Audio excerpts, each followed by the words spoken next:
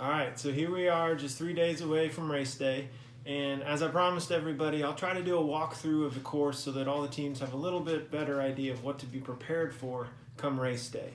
Now, this is the map that we'll have out at the transition area. It's the same one that we've used sort of for the past few years.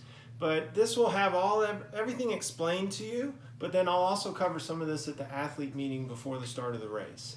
Now, in my last video, we talked a little bit about the swim and where to be stationed within Lancaster Aquatic Center. But basically what all the teams need to be prepared for is to have your swimmers at the pool. They're going to start based on your specific start time, which we should have emailed to you very soon. Most of the teams are going to start in our 7:30 wave, and then some of our faster teams that have told us that they want to start a little later will have you starting closer to 9 p.m. All the teams will be given a timing sheet at the pool. This will be available for you at your lane, and this is what we intend on you to keep track of all of your swim splits during the swim. Now, the first person who's going to get the timing chip will be your transition runner. Your transition runner basically needs to be ready at the pool deck of Lancaster Aquatic Center about 15 minutes before you finish the swim. So they're going to start here at the Lancaster Aquatic Center. That runner needs to have a lighted headlamp as well as some type of a reflective vest so that we can see them, because this is the one time that you're going to cross one road that may have a little bit of traffic on it, although we will have volunteers and police out there to make sure it's a safe crossing. The transition runner will run from Lancaster Pool to Kroger Field. It's approximately 0.4 miles. There's one staircase, the rest of it is very flat. Now, that runner can be the first biker, or if they want to be just a pure runner and hand off to your first cyclist, that is perfectly allowed as well. But basically they will run straight through transition and then the bike will start. The bike is going to be 100 laps around a 1.2 mile course. We will have it completely closed down. There will be police at all the intersections. It's a pretty fast course with only one uphill, and it runs clockwise. Now, your first cyclist needs to be ready with a lighted headlight and at least a blinking tail light. And this is more for your own safety, but really for you to be able to see the road in front of you.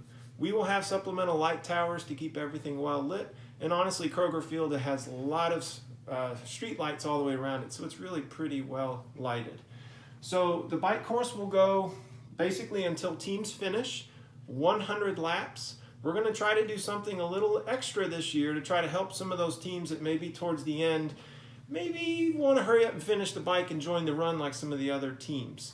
So if it hits 3 a.m. and we have some teams that maybe have multiple laps left, what we may do is actually allow you to start combining your teammates at the same time so that you can then finish the laps in sequence. And you'll have to record your laps, but that way you can hurry up and get the bike finished and maybe not make it draw out as long as on your own that it might turn out to be.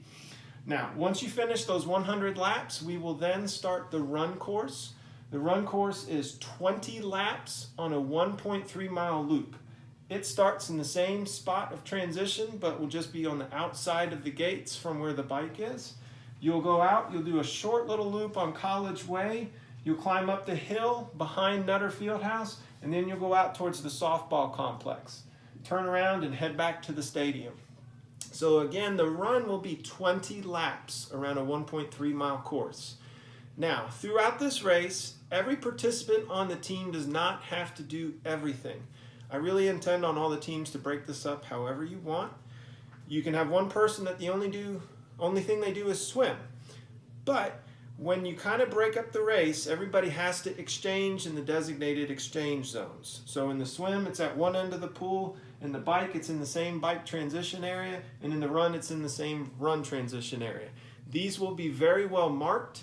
If you have participated in the race before, then you know that I designate the transition area based on these big runways of red lights. We're going to have runways of white lights this year for the run transition and some nice lighted arches. So it will be pretty self-explanatory where the exchanges will happen.